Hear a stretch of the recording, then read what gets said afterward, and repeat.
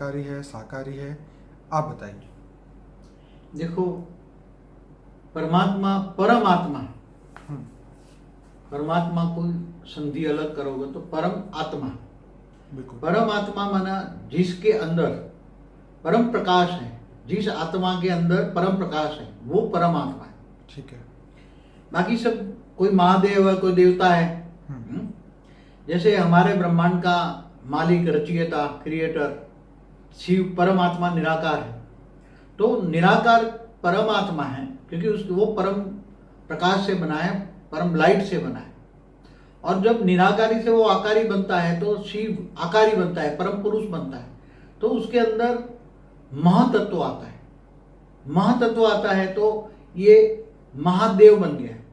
क्या बन गया? महादेव। महादेव, देव में से महादेव। हाँ, वो सबसे पहले रचना हुई इसलिए महादेव हो गया ना। अच्छा, शिव शंकर मिला के महादेव कहते हैं ना। जी। तो शिव का आकारी रूप का साकारी रूप है शंकर, ठीक है। जो हिमालय पे रहता है, शिव शंकर। ठीक है। तो शिव की शक्ति, फिर शिव ने विष्णु को निकाला तो वो परम आकाश से बना। विष्णु की आत्मा परम आकाश से बनी, परम आकाश। ठीक है।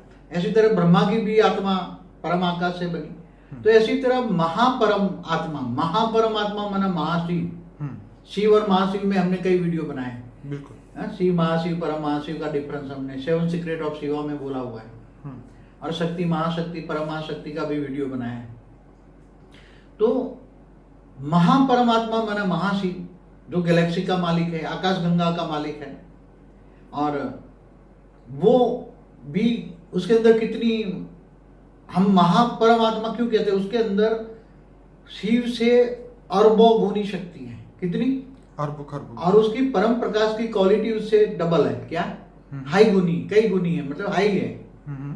तो महाशिव से भी आगे देखो तो वो गैलेक्सी का, मतलब महाशिव तो गैलेक्सी आकाश गंगा का मालिक है ना।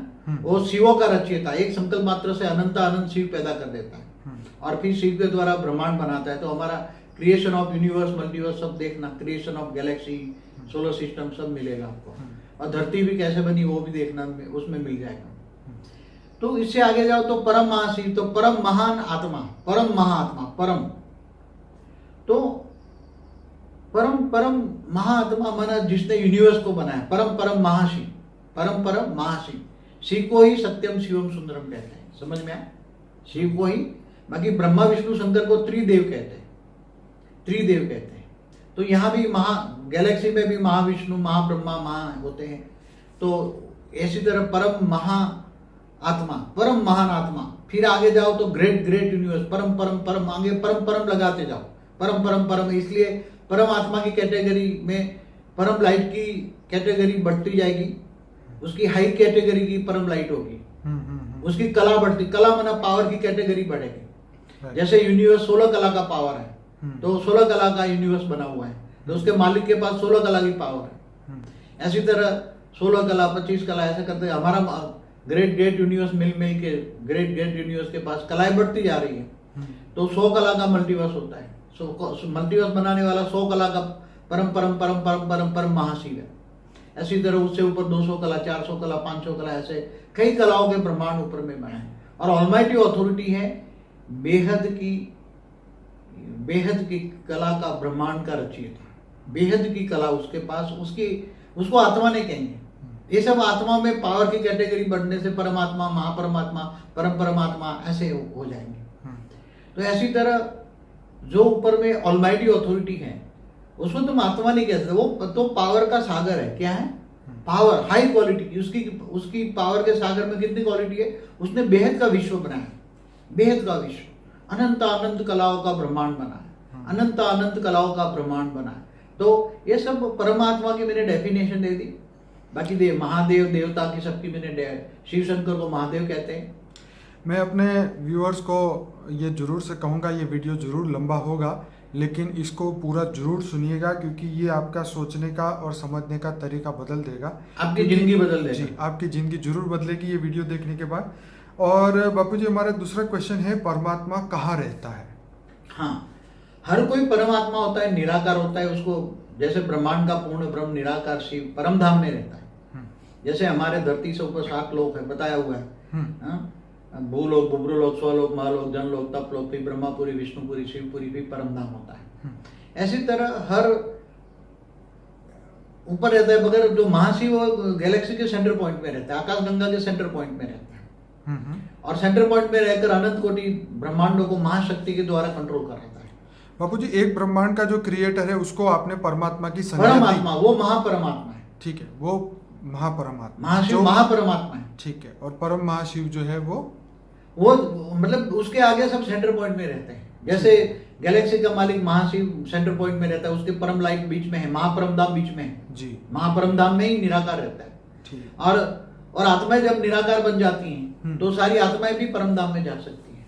जैसे कहते हैं ना, मनुष्य आत्मा भी धारे तो धीरे से शिव बन सकता है, बिल्कुल। तो आत्मा भी परम धाम में जा सकती है। सारे लोक को क्रॉस करके, सारे एक लोगों को क्रॉस करके ऊपर परम धाम में जा सकती है। तो ऐसी तरह परम महाशिव जो है, यूनिवर्स का मालिक है, वो भी सेंटर पॉइंट में रहता है। हमारे जो यूनिवर्स है, आज जो विजिबल यूनिवर्स कहते हैं 156 अरब प्रकाश वर्ष, वो तो कुछ भी नहीं है। हमारा जीरो कला का यूनिवर्स भी 1200 अरब प्रकाश वर्ष है, उसका डायमीटर। जीरो कला का यूनिवर्स है वो। पहले इससे ऊपर जाओ तो 16 कला का यूनिवर्स है। तो अभी तो साइंस के साधन स्थूल तत्वों के बने हैं। तो ग्रेट यूनिवर्स का मालिक भी बीच में रहता है। हर कोई बीच में सेंटर पॉइंट में रहता है, और मल्टीवर्स का मालिक भी हमारे मल्टीवर्स के सेंटर पॉइंट में रहता है। बापू जी, परमात्मा की ड्यूटी क्या है, आप बताइए। देखो, परमात्मा हमेशा निराकार पूर्ण ब्रह्म, हर ब्रह्मांड का पूर्ण ब्रह्म, वो रचना करता है। जैसे हर कोई एक पावर है, तो वो परमात्मा है, तो सोचेगा ना मैं कुछ करूं तो क्या करूं, मैं सर्जन करूं, क्या करूं, सर्जन करूं। तो उसने सबसे पहले विष्णु का सर्जन किया। पहले निराकारी से आकारी बने, आकारी से विष्णु का सर्जन किया, विष्णु के नाभि से ब्रह्मा ने, ब्रह्मा द्वारा सब परम पुरुष पैदा किए। सब ये सर्जन करता है। ब्रह्मा द्वारा सर्जन, विष्णु द्वारा पालना और शंकर द्वारा विनाश। और निराकार सारा पूरा ब्रह्मांड का रिकॉर्ड अपने पास रखता है। नीचे जैसे जैसे ये उसने पहला तय करता है कि ब्रह्मा के 100 साल ब्रह्मांड चलेगा। ठीक है। फिर जब नीचे गिर जाता है तो धरती, ब्रह्मा द्वारा धरती बनती है ब्रह्मा के 10 साल के बाद। फिर पूरे मैंने बनाया हुआ है धरती कब बनी, कैसे। फिर धीरे धीरे, पहले मौत नहीं होता। और बापू जी, ड्यूटी की हम बात करें तो उनकी ड्यूटी क्या है? क्या तो वो ड्यूटी द्वारा जब फिर धरतियां जब गिर जाती है तो फिर धीरे धीरे काम करवाता है ना। वो तो करता है ना, वो तो खुद नहीं करता ना। हाँ, करवाता है। जो निराकार शिव से आकारी शिव है ना, आकारी शिव शक्ति, आकारी शिव भी शक्ति के द्वारा ब्रह्मा विष्णु शंकर द्वारा काम कराता है। तो क्या बापू जी, परमात्मा भी कर्म बंधन से परे हैं? नहीं, कोई भी कर्म बंधन से परे। उसने काम किया ना सर्जन करने का। ठीक है। निराकार परमात्मा ने भी तो सृष्टि बनाने का कार्य तो भले खुद नहीं किया, मगर करवाया ना ब्रह्मा विष्णु शंकर द्वारा। तो कहते हैं ना परमात्मा तो सभी से परे हैं और हाँ, तो परम धाम में रहते हैं ना। आते हैं। वो निराकार है, तो भावातीत है, कर्मातीत है, गुणातीत है, सब ये गुण है उसके। मगर भावातीत होने के बावजूद भी जो, जैसे एक बात बताऊं, कैसे कोई भी सर्जन करने वाला अपनी रचना करवाता है तो अकर्ता नहीं होता। कहते अकर्ता है, करता कुछ नहीं है, मगर निराकार करवाता तो है ना। तो बाबू ये भी कहा जाता है क्या सब कुछ उसकी मर्जी से ही होता है? नहीं, जैसे यहाँ ब्रह्मा का जो ब्रह्मा द्वारा सर्जन कराता है, विष्णु द्वारा पालना और शंकर द्वारा विनाश करवाता है। ठीक है। वो भी आकारी शिव द्वारा। तो पहले तो उसकी मर्जी हुई ना क्रिएशन की। वो तो केवल एक बोला मैं सर्जन करूं। ठीक है, मैं सर्जन करूं, ये सर्जन का एक संकल्प, हल्का सा संकल्प चला। ठीक है।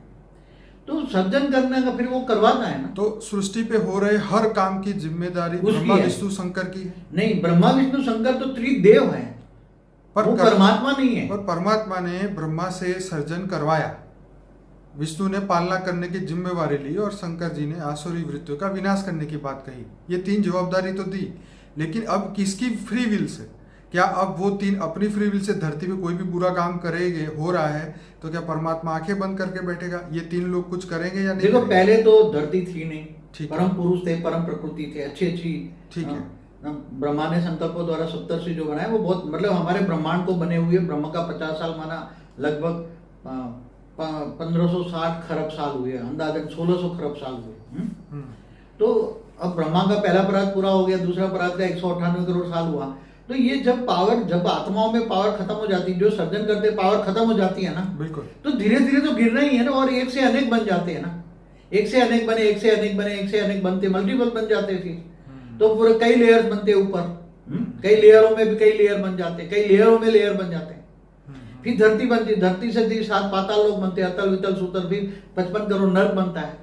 तो जब अति हो जाता है तो वो विनाश करवाता है ना विष्णु, क्योंकि वो संकट। कल अर्ध नहीं, वैसे सतयुग त्रेता द्वापर कलयुग 4 युग पूरा होने पर 43,20,000 साल पूरा होने पर वो अर्ध प्रलय करवाता है ना, फिर प्रलय करवाता है। तो वो परमात्मा की मर्जी से हुआ या शंकर देव की मर्जी से हुआ? ये नीचे वालों की जिम्मेदारी होती है, तो वो अल्टीमेट तो वो सारा सब कुछ वो देखता रहता है ना। अच्छा, ओके। नहीं कहते परमात्मा ऊपर बैठे बैठा देखता हाँ, है। ये भी क्वेश्चन में है कि क्या परमात्मा वाकई ऊपर सब बैठ के देख रहा है?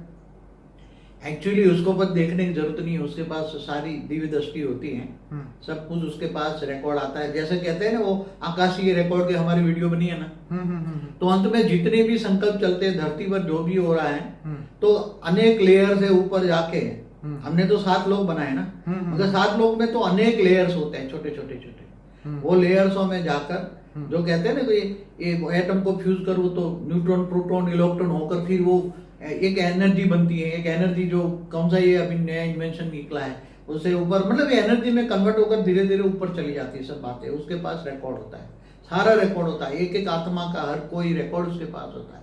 फिर जब उसको लगता है अर्थ प्रलय, प्रलय, कल्प प्रलय, फिर महाकल्प प्रलय में जब उसके पास पावर खत्म हो जाती है, उसके पास कचरा तो आएगा ना अल्टीमेट। जो रचना रचता है, जो रचयिता है, उसके बाद नेगेटिविटी तो मनुष्य तो उनकी डायरेक्ट रचना नहीं हुई ना परमात्मा की। मनुष्य तो रचना की रचना की रचना की रचना है। हाँ, तो ब्रह्मा द्वारा जो परम पुरुष रचे उसके द्वारा रचना हुई, रचना रचना रचना रचना रचना रचना कई रचना है उसको। बाबूजी, परमात्मा का सबसे प्रिय चीज क्या है?